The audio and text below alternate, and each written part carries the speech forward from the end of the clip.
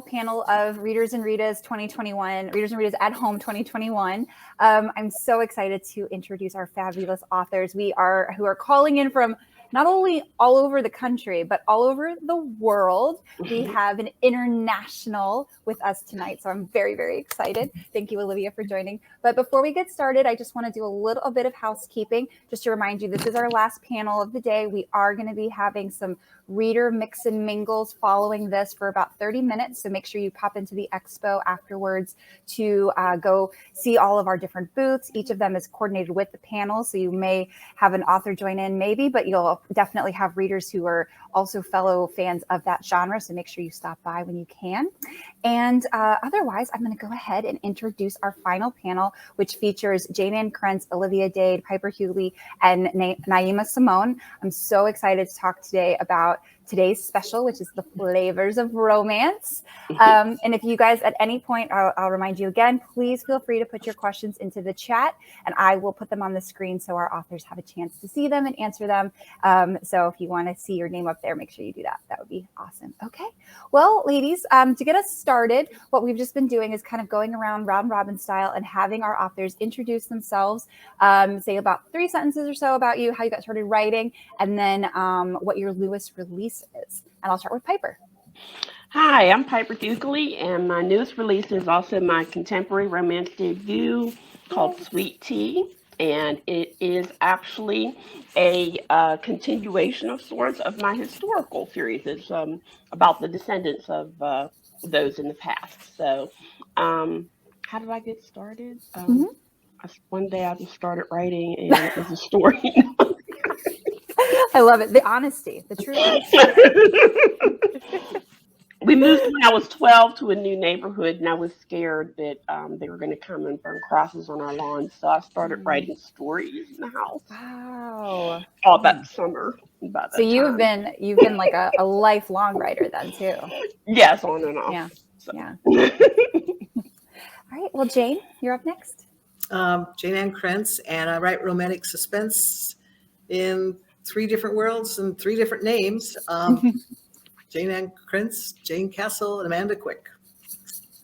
Love it. Naima? My name is Naima Simone, and I write sensual contemporary romance, and then like sizzling hot nuclear erotic romance, like bad words, and the good bad words. And my latest release is a Christmas book for HQN, and it's called Christmas in Rosebud. And oh wait, look, it's right here. Yeah. She's ready. She's ready. It's such a coincidence. And how I started writing was a friend of mine was trying to claim Ralph Tresvant from New Edition for herself. So I decided to write a book showing her that no, he was mine, and it just went on from there. And he was indeed mine by the end of that book. And yeah. Fanfic, who knew? I was hot writing fanfic before we became. That makes me incredibly happy because I'm going to now confess that I also wrote in sync fan fiction because I really wanted JC Chassé to be my boyfriend husband. There you go. I would write that story that I went on tour with. That's wonderful. Yep. And Olivia. I'm Olivia Dade. I write contemporary romance, and my latest is coming out on Tuesday. It's All the Feelings. The follow-up to Spoiler Alert. So it's a big blockbuster fantasy show. A couple of the actors on it, who are also involved in fanfic, including this particular actor who likes writing fanfic in which he, frankly, can I say it? Yeah, go for it. That he finds himself very drawn to fanfic in which he gets pegged by his character on the show, and he's somewhat obsessive about it. So that's relatively entertaining. And I started writing in my 30s, although I'm a lifelong romance reader. And in fact, I was reading Jayne from when she did, I think, Candlelight Ecstasy Romance. I'm taking it old school, and it was Jane Castle. So for 40 years almost, I've been reading romance. Let's not go there. Not you for 40 years. Romance in general for 40 years. You're a pillar. That's what it is, Jayne. That's right. I stopped counting books and stopped counting years a long time ago. I just Wow. live in the Amazing. present. That's my It's motto. amazing.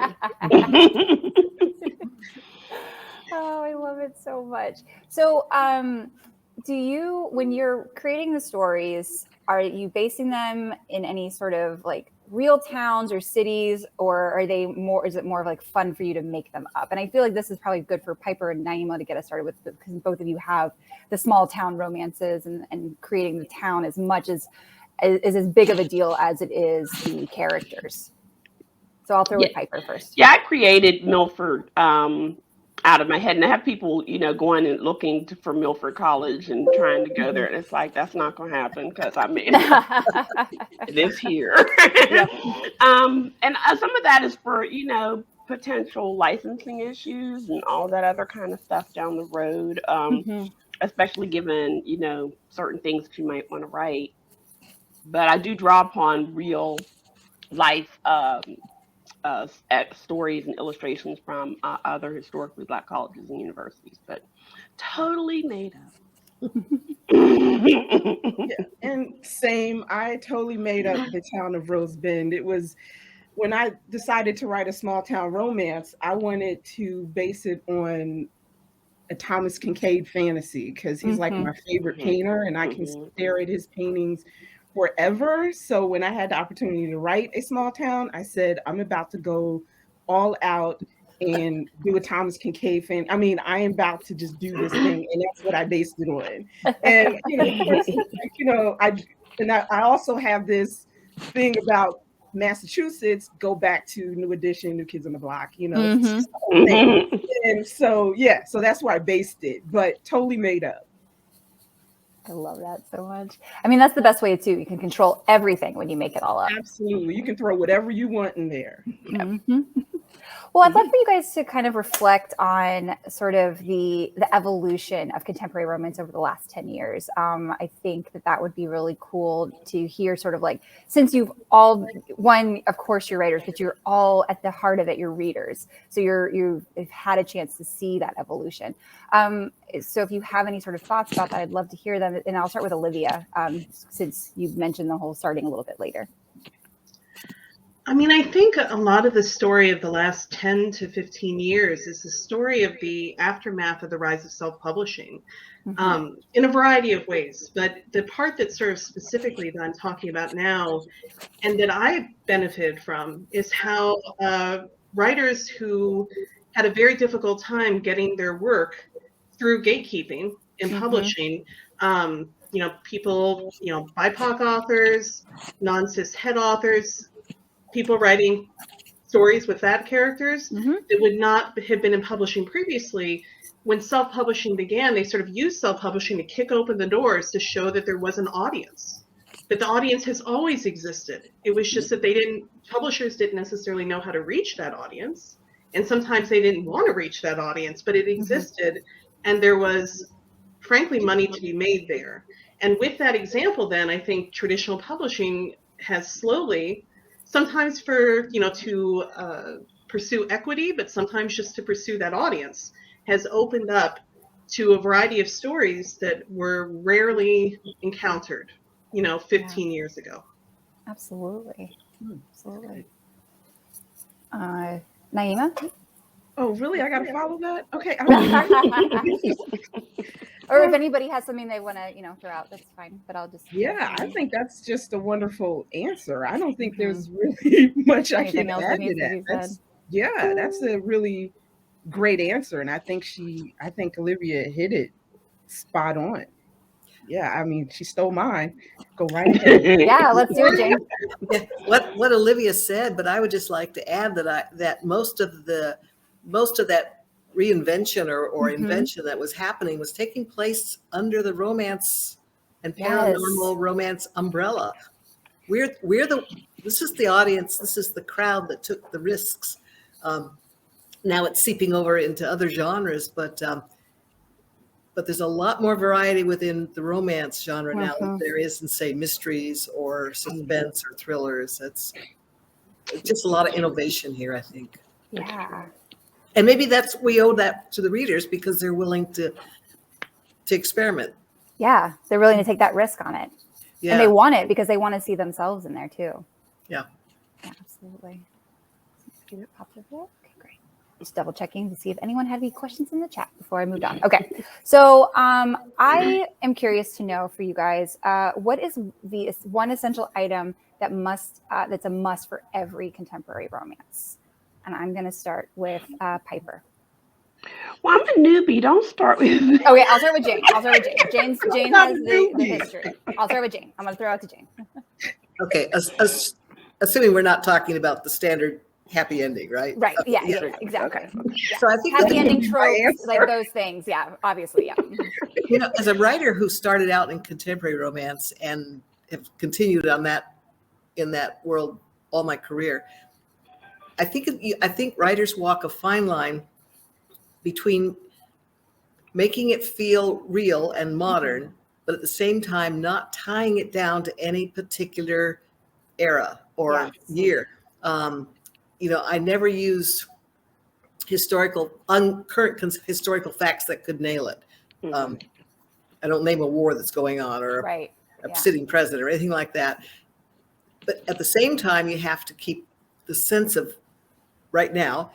And I think that works for us because in essence, what we're always pulling on isn't history, because we're always rewriting history, right? I mean, just constantly rewriting. But we're pulling on the myth of that era. And in the contemporary sense, there's a myth of our era that we're pulling on, whether we realize it or not. So I think that's what makes it feel real, at the same time makes it fiction. Yeah, absolutely. Olivia? You know, there's such a diversity of writing styles and types of stories that are told even within contemporary romance. I think for me, something that I look for, but I can't say is indispensable for all writers, is that even if you have the most banana pants premise possible, and I do love banana pants premises, that sometimes I really love it when authors take that and play it straight. Like that the characters feel like human beings within that premise, even if that premise is hugely over the top, in a way that allows you to relate to those characters and feel emotionally engaged. But there are some that there are books that I love that are more removed from reality, that may be more farcical. I think that it may not be how most humans would react in those situations, but it may be hilarious. So it's not indispensable. There are very few rules, I think, that can't be broken if you're a talented enough writer. So I'm not a big absolutes person. I'm sorry. You're like, I don't like rules. I love it. Naima, what about you? I think it's I'm just kind of like going to piggyback off what Olivia said, but I think, and I don't think it's just for contemporary, but I think it's just for like all genres, is that the characters have to be relatable. There's something that the reader has to feel that they can relate to in your hero and your heroine, whether it's self-esteem issues, whether it's identity issues, whether it's coming from a broken home, whether it's something that they feel that they are growing on that with that character, or they're going on this journey with this character that they can root for and they get invested in with this character, or even if they've never experienced the specific issues that this character is going through, because not all of us have come from dysfunctional families or abused homes or, alcoholism, any of whatever, path that our characters are going through.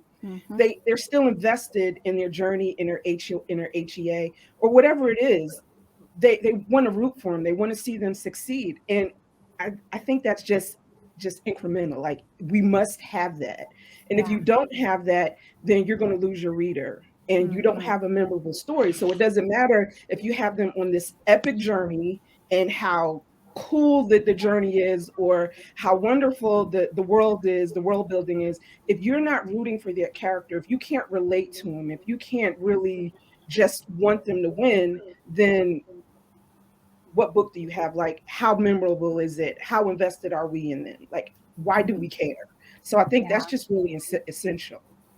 I love that. Great. Piper? All of those, marvelous.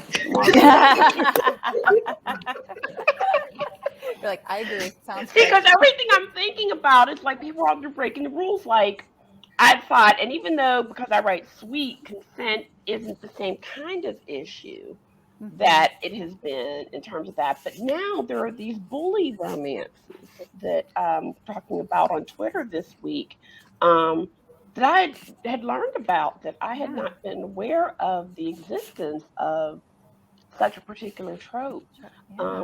So yeah, all of that. I have to think about it while I'm writing my next contemporary. I'm still a baby contemporary. Yeah, bully romance does not sound like a fun time. Well, that's what I didn't understand because it sounds like a tautology, like it couldn't, like inherent in romance, there must be a certain kind of relationship that bespeaks respect for each other. So yeah. But I learned about that this week. I've read. Have you read? Okay. Yeah, here. Let's tell us about these. I've read some, and I really think it depends on the author, because there have been some like that. I've read the author, and if I trust the author, they have pulled it off remarkably well. And it doesn't cross the line into abuse, and it depends on the character, like what's the backstory of the character. And as long as it doesn't cross a certain line, then it's like, okay, I'm buying into it. But then there are some that just go too far for me. Like if it was a Lifetime movie, I'm turning off the television. And I'm like, yeah, I can't do it. But then I'm not gonna lie, there are some that I feel really guilty for reading, because I'm like, if this was a Lifetime movie, I'm like, no, and I'm not letting my kids watch, but why am I reading this? And I'm so invested. But but it really depends on the author, and if I trust them to take me on the journey. And I have read some and I really did like them. So yeah, I think it depends. You have to trust the author who writes it. I have a question then, since I haven't read this, but do you think this trope, as I do think some of the paranormal stuff has done, is a workaround to that politically incorrect romance in which you had the domineering hero and the young virgin, the kind of alcohol, the taming of the shrew, the cheat, that kind of thing. And maybe since that's all become politically incorrect, and I know this because it came out of my era. I mean, but the underlying drama of that story is very powerful, and because in the end the woman always wins. Yeah, that was always. Yes. I mean, I think that was always the journey of that trope. In the end, the guy is on his knees, literally. And I don't think that story is going to go away anytime soon. There's a certain power to it. I mean, I do think, I'm sure that some of the stories, the dark romance, dubcon, dubious consent romance, and so forth, is the inheritor of like sweet savage love and some of the things that my mom had in her closet that I wasn't supposed to read when I was growing up. I would say a big difference though is that now it's more clearly labeled on the box. That if that's something that is for you going to be something that's going to be personally disturbing or upsetting to you, or you do not want to read that, that is something that I think is much more clearly sort of expressed now, so that if that's what you want, you can get it. If it's not what you want, that frankly is not what I wanted, and you can avoid that as desired. And I think that is a real boon, that you can find it if you want it. I mean, it's the internet. You can find anything you want. Well, 43. Exactly. But that is something that you can specifically look for or avoid as needed. I like that. How do you, as writers, because I'm very interested to hear Jayne's perspective on this, but as authors, do you appreciate or do you sort of push back on the idea of having labels like that on the books? I think what happens is that an author establishes her brand, and readers just learn that's the label, essentially. This is what, most of us are not going to change our core story very much. We might change the level of heat in the story, but the underlying conflicts that we play with, the underlying motivations and drama that attracts us individually is going to come through in just about everything we write, as far as I'm concerned. So I think that ultimately your name on the book becomes the label, what to expect. So you're referring to sort of content The content labels. Yeah. Okay. Because I've appreciated that as a reader over the last 20 years, knowing what I'm getting into. There are things that I've encountered in books that that are upsetting enough that, particularly when there's been depictions of disordered eating and things like that, either I need to know ahead of time that that's in there. So if I kind of braced, or I just don't read it. I mean, and I think to be kind to readers who don't know your brand, and there's a lot of authors out there now who don't know necessarily what they're going to encounter. I don't see the harm in saying, if this is something that hurts you, look for, I have it on my website, just under content guidance. If you want to look for it, it's there. If you don't want it, you don't have to look at it.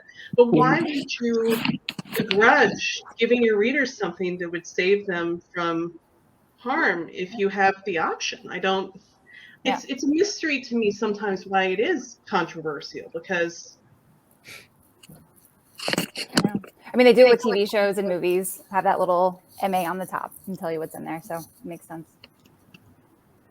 Like I think for me, like I think when people hear Naima Simone, like you're going to get a certain heat level, like okay, you're going to get a certain heat level. Yeah, it's the same with me. They ain't coming at me for no sex scenes. Which has to be very interesting for Naima, because you are getting into the small town, like having to weigh those heat levels. I've had to fight that on, especially on this like small town series. Do not let that cover bridge fool you. You're going to get some sex in that book, okay?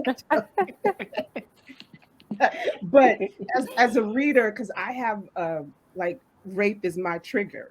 I just have that's my trigger. So as a reader, I really appreciate content warnings letting me know that I'm about to read a book with that, because I need a choice whether, especially if it's on the page. Now, if it's not on the page, I still need that to know that for the choice whether to read that or not. I appreciate that, especially if it's, children or women, like sexual abuse of children, rape. I need to know that because it's a trigger for me. So I appreciate that as a reader. And, with traditional publishing, we're not really given the choice of whether to put that out there, because we don't have control over our Amazon pages to put that out. That's what I was thinking for you and Jayne having that. Yeah. And I regret that. So I try to find other places, like with, on like Facebook, on social media, to let people know that that's in there, since I don't have that option, Yeah. Cool. All right. Well, but I don't write books with that in it. I'm talking about other things, like if it has miscarriage or something like that in it. I don't write that. I can't. Yeah. Don't kill the pets. That's what I say. Don't kill any dogs. Yeah. Miscarriage is a biggie, though, because when I independently published The Mayor's Mission, I do have in there, that she suffers a late-term miscarriage. So there are certain things that you just try to let them know. But like I said, as if you have if you're traditionally published, you have no control what goes on your Amazon page, and they don't put that on there in the blurb section.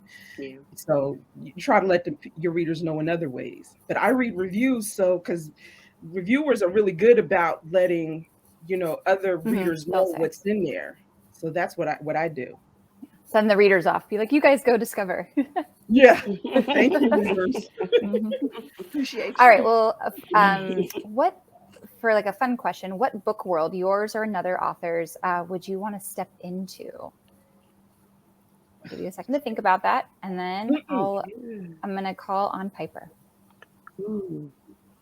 Stepping into a book world. Yeah, yours or anybody else's, whatever comes to mind. Well, I guess I would like to, mine.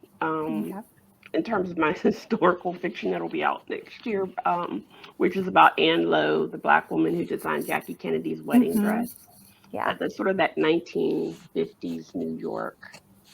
Like to go see what that all would be like and about when she was moving around hippity hopping in terms of her shops and stuff, and all the fashion of that time period as well. Really Yeah, cool. it's so One of those beautiful. big circly skirts. Yeah.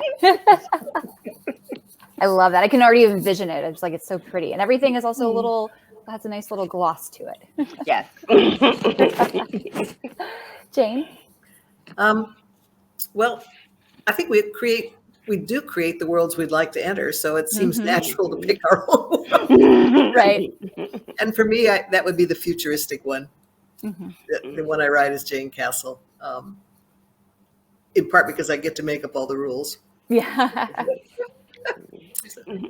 I love that. Naima? Throw me into Nalini Singh's Side Change the World, and I'm trying to be a part of Lucas's pack, okay? I want to just like, I love you. I mean, I love you, but I'm just trying to be Lucas's mate, okay? That's just what I'm trying to do. So, throw me in there. Somewhere the guy from New Edition is crying. He's looking a little warm around the edges right now. So, I can replace him with Jason Momoa. So Jason Momoa. What a dreamboat. Yeah. Well, I'd love to hear a little bit about your writing days, how, what a normal day or a unnormal, however you want to address, maybe yesterday, your writing day. I want to know a little bit about how your writing days look. I'll start with Olivia. So there is what used to be my typical writing days. And then there's pandemic writing days. Right, yeah. Everything is for a loop. These two things are not the same. So, I mean, typically, I would wait until my husband and daughter left, and I would glory in the silence for a few minutes and have a cup of coffee, and then I would write until basically it was time for them to get home.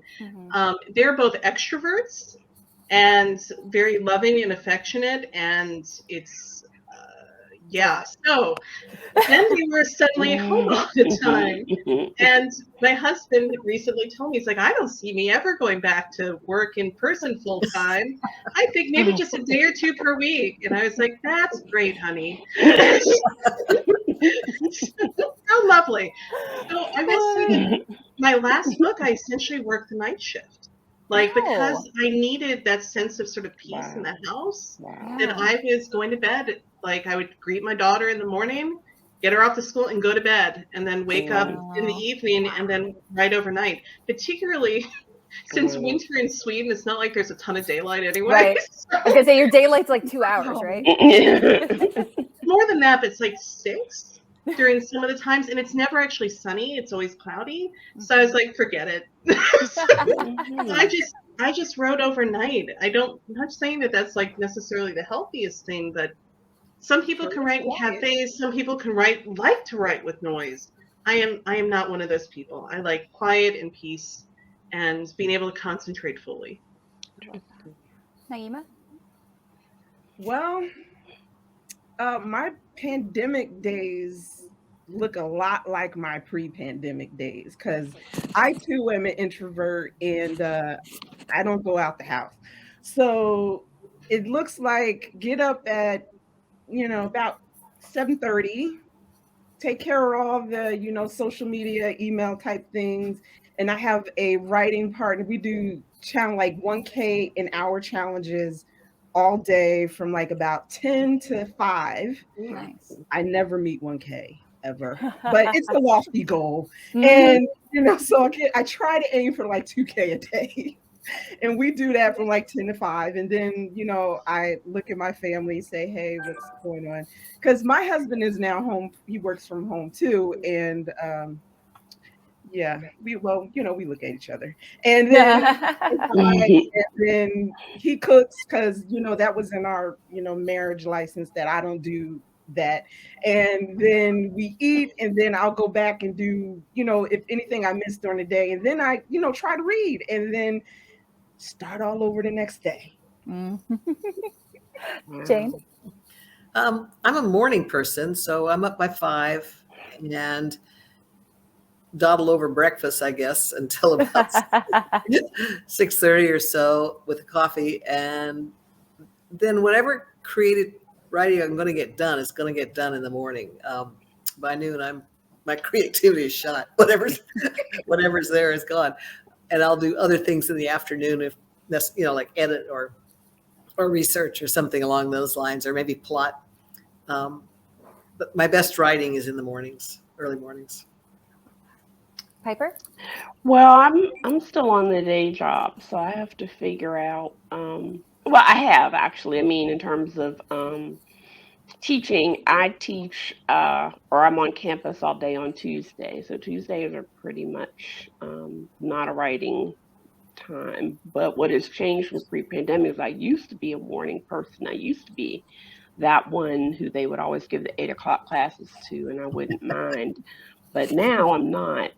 So, yeah, when I do write, even when I'm at home on days that I'm not teaching, but I'm still on the computer interacting and engaging. That means that after that's over is when I usually write, and I'll do all of the what I call the Frau Riggin stuff during the course of the day, like in between times. 'Cause my husband does work outside of the home, but he comes home usually in the early afternoon, so that's when I look at him, is when he comes back in the early afternoon.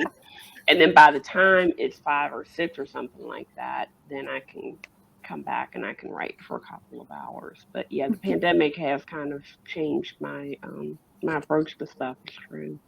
Yeah, absolutely. Yeah. Mm-hmm. Well, I would love to know, what are your favorite writing fuels? Piper? In terms of drink, or Could be. Yeah, however you want to like interpret that. it. Yeah. I like to drink my flavored water.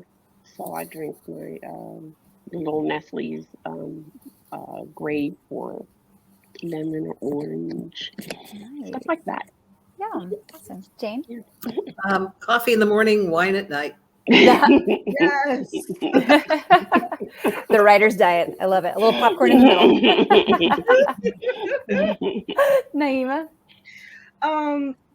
I do coffee in the morning, and then I do Steve Wilkos at about 11, and then Dr. Phil about 1, and then I have all this playing while I write, and then I'll do whatever's on Netflix maybe about 3 to keep it going, and then then I'll probably get another cup of coffee about 4. I love it so much. Olivia? I have 1 cup of coffee, and I was all proud of myself for keeping it to a cup until my husband pointed out they have this instant coffee in Sweden that I actually really love. And he said to me one day, you realize you're only supposed to be using like 2 to 3 teaspoons, and you have like a heaping that you put in. And I was like, surely that's not true. But then for the first time since the pandemic started, had coffee prepared by someone else, and I poured in my normal amount of cream, which only turns mine like slightly less dark. It was like white. Oh no. Oh yeah, okay. So I think I'm basically drinking the equivalent of maybe 2 to 3 cups of coffee in 1 vessel. That powers me for a long time. Also, like Naima, I do work walks with friends.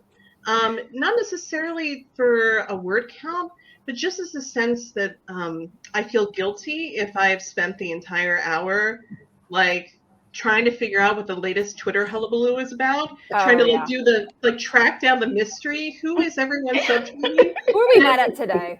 Then I have to report in like I didn't write. Instead, I was checking to see who this mysterious personage was. And so at some point, I will actually get going, and I'm a creature of momentum. So the more I actually start writing, the more I'm going to get done.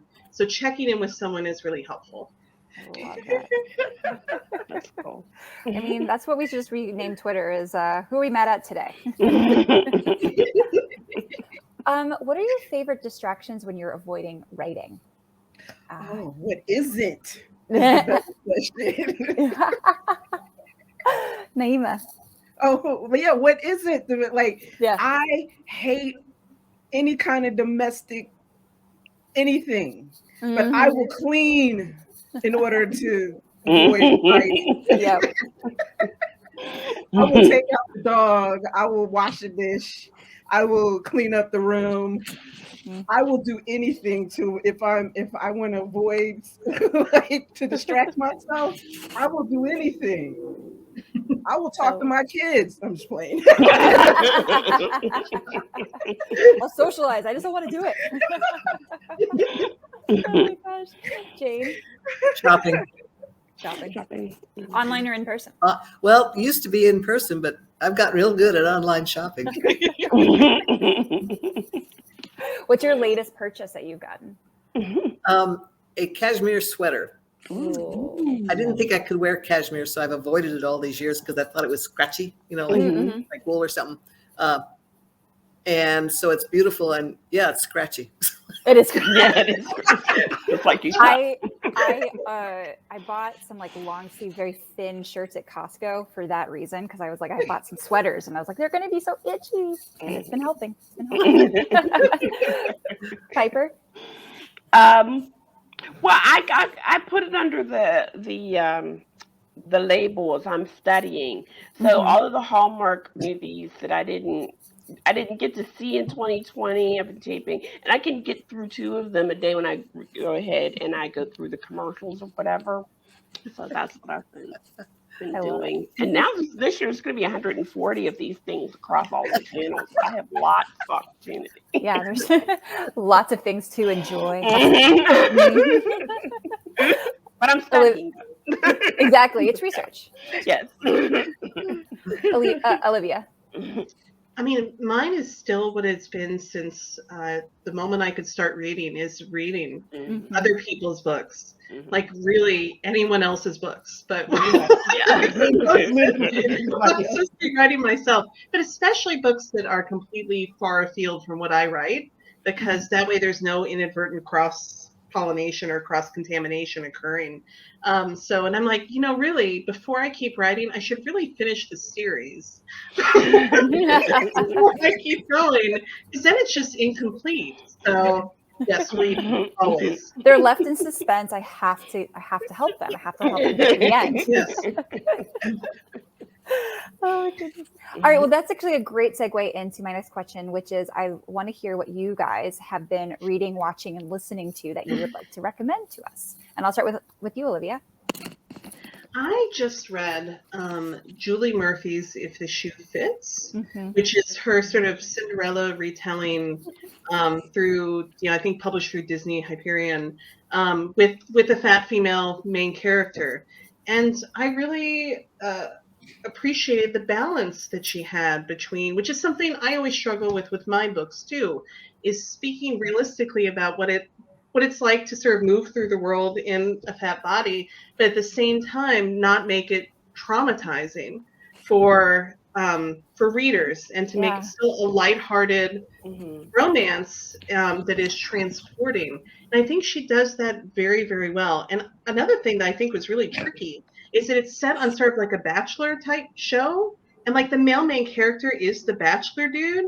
And I was like, she is being very careful about how far he gets with the other ladies. There was no like fantasy suites at the end. Because I was like, I do not know how she would pull that off if he was going to fantasy suites with other ladies at the end. So I appreciate it. I thought it was really funny and really well done. I love that. Naima? Right now, I'm reading Bad Cruise by L.J. Shin. And I just picked that up, and I'm such a huge fan. And it is hilarious and so sexy. I love it. She writes the best alpha holes ever. Love them. And because I'm a big old book hoe, as my mother used to call me, unashamedly, and I read several books at one time, I also picked up by Kate C. Wells, I got to read The Tyrant Alpha's Rejected Mate.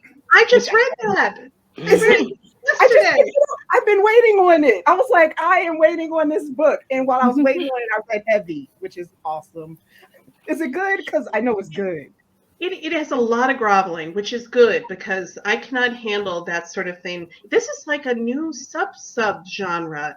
Is like, you know, those fated mate stories where the mates are, it's like the paranormal version of the bully stories where the fated mate rejects them and then they basically have to come crawling back. And I'm all for that. yeah, it's really, I thought it was weighted very heavily, less toward the rejecting and more toward the groveling, and that pleased me. Okay. Yeah. All right. I love it. Waiting on it.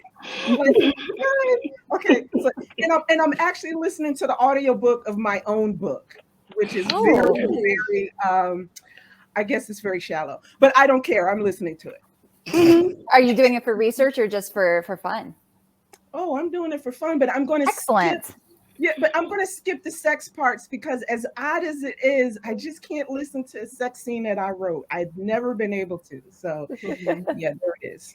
You're like, we'll just close the page on that. Thank you. Jayne? I don't want to know that I write sex. Right, you're like 30-second skip, 30-second skip, 30-second skip. Oh, yeah, I write more than 30 seconds. So it's 3 minutes. Jayne?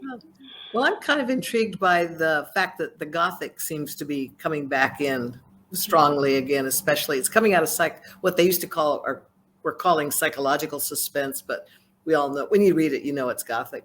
And I think that is always been a fascinating world because ultimately it's almost always a woman's story, just like the romance. At its heart, the Gothic story is usually a woman in jeopardy story. And I love that kind of story. So I just finished J.T. Ellison's Her Dark Lies, which I really enjoyed. Awesome. But then I've also got Ice Planet Barbarians on order. Ruby Dixon. Yep. I love it. And Piper?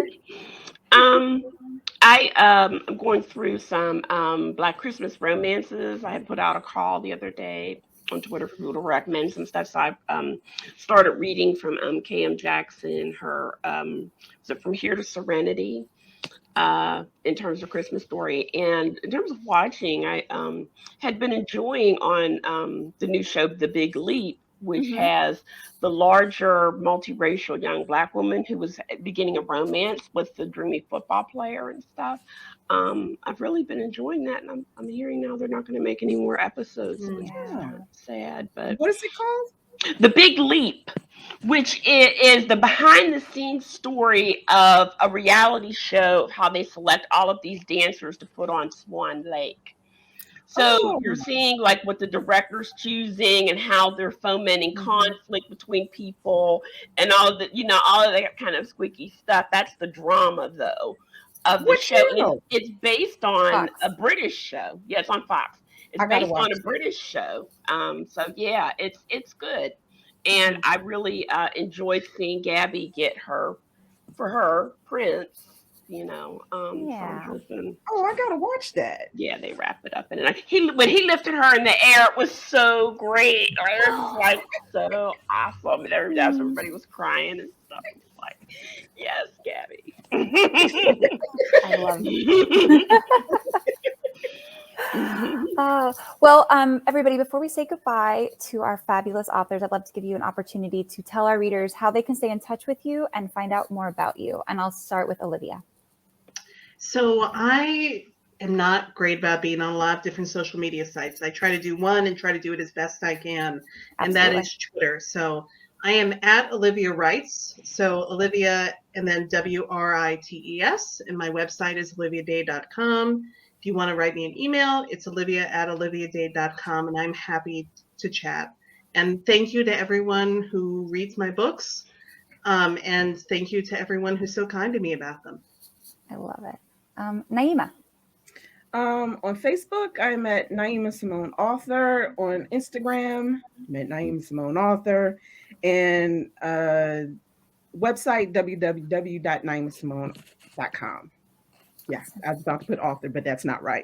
That'll take us to someone else. And you can reach me by all my contact info is out there. Awesome. Jayne? Well, the basic place to find me is my website, which is Mhm. just janeannkrentz.com. Jane with a Y. The only place I could say I'm really actually active on online would be Facebook, which is Jayne Ann Krentz, author. I'm on Instagram, but not very well. And I decided I was really going to suck at TikTok, so I gave up. Oh yeah, that's so funny. It's fair. I would do the same thing. Piper? Yeah, TikTok looks interesting, but I don't know. And I'm the same with Insta, even though I do have an account, Piper_Huguley, PiperHuguley.com. At Facebook, it's Piper G. Huguley, and where I usually am is on Twitter is at Piper Huguley. All together. Great. Well, guys, thank you so much. This was such a pleasure getting to chat with you. It's just such an honor, and I really, really appreciate it. I want to say thank you to Jayne Ann Krentz, Olivia, Piper, and Naima for joining us today. This has been such a fun day with all of our readers and our authors to get together. I'm hoping in 2022 we can all be together in person in Texas. And if we're excited that we'll be able to announce that Charlene Harris is going to be one of our guests of honor in person in 2022, as well as Dorinda Jones will be joining us in person as well. And maybe some of our other authors that are here with us will have more announcements as we get closer to November of 2022. It seems beyond us right now. And I do have a couple of more raffle tickets to give away today. So for our final panel, if you have the blue ticket in your VIP box, the blue ticket, go ahead and pop over to the Fresh Fiction booth, which is on the expo. You can just pop down there, go say Sarah Reyes, show her your blue ticket, and she will tell you what you won. And I think we're also still missing the person who won the red ticket. So if you have the red ticket, also make your way over to the Fresh Fiction booth in the expo to claim your prize as well. Okay, if you would like to stick around, we are going to be having some mix and mingles with readers over in the expo. So give us a couple of minutes to just close everything down here, guys, and you can pop over there and meet your fellow readers and talk about all the cool panels you saw today and the different books that you're excited about reading. And we will see you in person in 2022. Thank you again. Thank you, Glenn. Bye. Bye.